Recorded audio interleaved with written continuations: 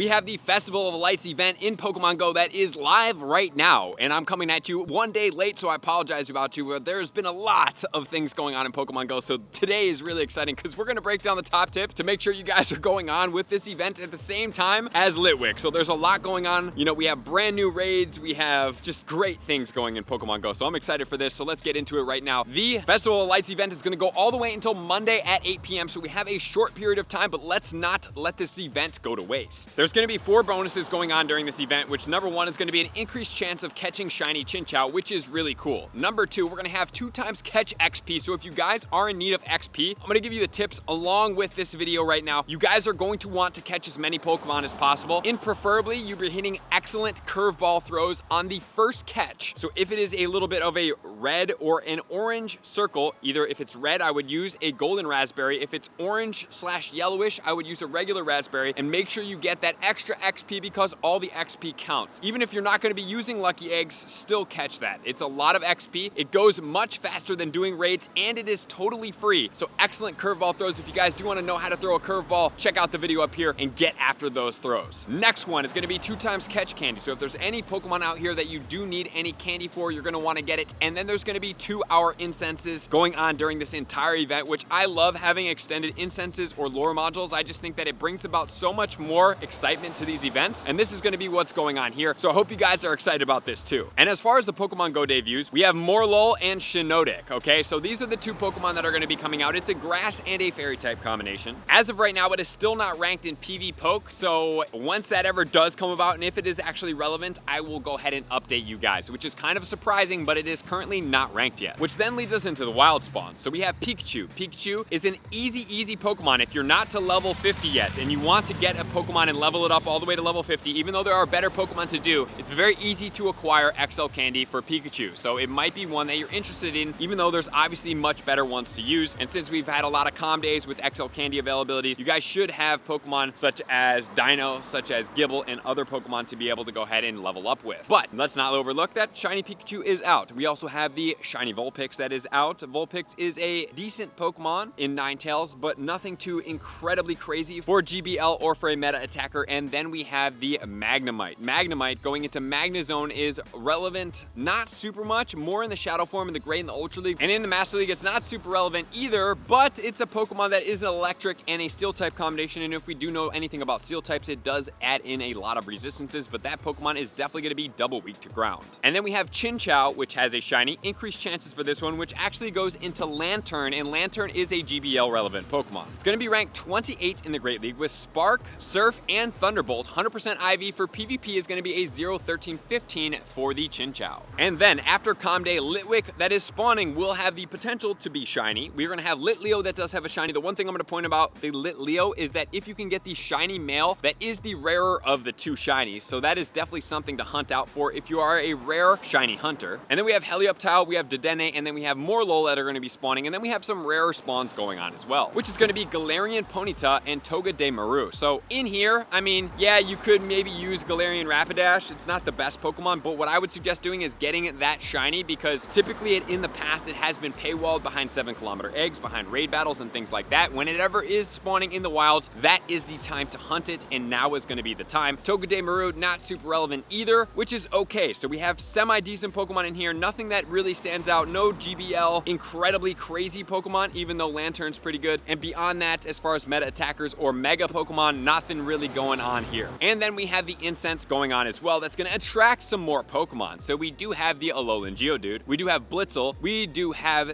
the Darumaka, we have Litwick that is going to then be shiny, we have Morelull, and then we have Dedenne, and then we have the Galarian Ponyta and the Galarian Darumaka as rarer spawns, and the Galarian Darumaka is a shiny that I want. These Galarian variations are great to shiny hunt whenever they are out, so this is really the focus of the event for me. It's going after some of these rarer shinies. As far as the GBL, like I talked about in the XL Candy, not super relevant here. And then as far as the raid battles, we have Galarian Ponyta, we have regular Darumaka, we have Morelull, and then we have Dedenne. If you do need any of these these as specific unique raids, please participate in them. And then in the 3-star raids, this is going to be where I'm very excited because we have some actually pretty decent shinies in here. We have the Alolan Raichu, we have the Galarian Weezing, we also have Mawile, and then we have the Hisuian Braviary making its way back. And I did not get a shiny Hisuian Braviary, so I may be doing a couple of these raids because remember, we're getting the 2 free raid passes during this season to be able to try to get myself a shiny so I don't have to pay a tremendous amount of Stardust to get it, even though I definitely know a lot of people that do have a lot of these shinies. And the tier 5 raids is going to remain the Xerneas, and then we have Mega Manectric in there as well. And then as far as the field research, we have Chinchou, that's going to be catch 5 Pokemon, 479 is going to be the 100% IV, obviously has a shiny, catch 10 Pokemon, shiny Blitzle, 378, catch 15 Pokemon for the Morelull, 442, power up a Pokemon 5 times for Dedenne, which is going to be 789, and then we have Hatch an Egg for a Galarian Ponyta, 727, then we have send 5 gifts and add a sticker to friends for Electabuzz or a Magmar, 1000 or 1026.